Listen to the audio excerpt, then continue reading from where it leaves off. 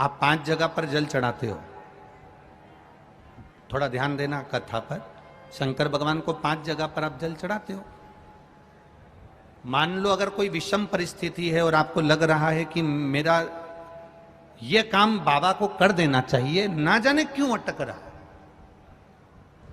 मेरे भोलेनाथ जी को मेरा ये काम कर देना चाहिए, ना जाने क्यों अटक रहा है, तो जो जो जगह पर आप जल समर्पित करते हो, जिस जिस जगह पर आप जल समर्पित करते हो, जैसे गणेश जी की जगह पर जल समर्पित करते हो, सबको मालूम है ना, स्थान तो सबको मालूम है ना गणेश जी का।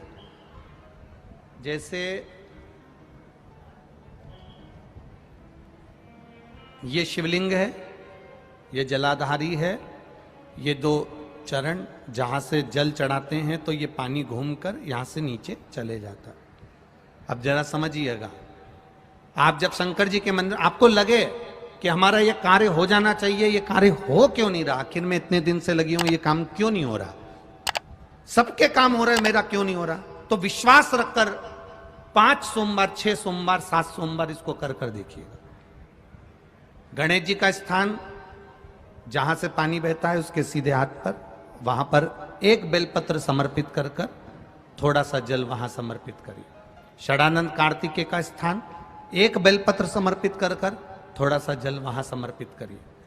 अशोक सुंदरी का स्थान, थोड़ा सा जल समर्पित करने से पहले एक बेलपत्र, फिर जल। 3 स्थान।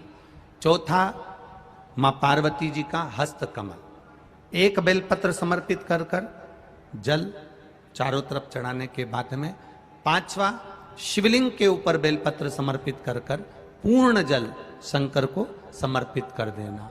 ये 5 स्थान का चढ़ा हुआ जल आपके जो काम अटक रहे हैं, जो कार्य में आपको तकलीफ आ रही है, आप बाबा को बस एक बेलपत्र और एक लोटे जल में से 5 स्थान पर जल समर्पित करने पर आप तुरंत 2 महीना भी नहीं लगेगा, मेरा विश्वास कहता है 15 या 20 दिन में बाबा उसको स्वीकार करेगा। 15 से 20 दिन। पहला जल कहां चढ़ाना है, जम के बोलो जरा, गणेश जी वाला स्थान। दूसरा, कार्तिकेय वाला स्थान। अब इसको समझ लेना आप अच्छे से, हम ये नहीं कह रहे हैं कि तुम गणेश जी की मूर्ति पे चढ़ाओ, हमने ये नहीं बोला। हमने ये भी नहीं बोला कि कार्तिकेय जी की मूर्ति पे जल चढ़ाओ, हमने ये भी नहीं बोला कि माता पार्वती जी की मूर्ति पे जल चढ़ाओ।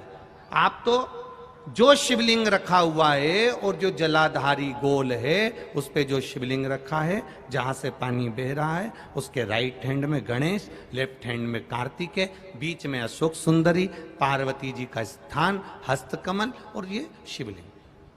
आपको गणेश जी के ऊपर जाकर जल नहीं चढ़ाना, आपको कार्तिकेय के ऊपर जाकर जल नहीं चढ़ाना, आपको देवी जी के ऊपर जल नहीं चढ़ाना, आपको तो केवल शिवलिंग की जलाधारी पर और शिवलिंग पर जल चढ़ा। पहला स्थान, बोलते जाओ जम के, केवल जल नहीं, बेलपत्र फिर जल।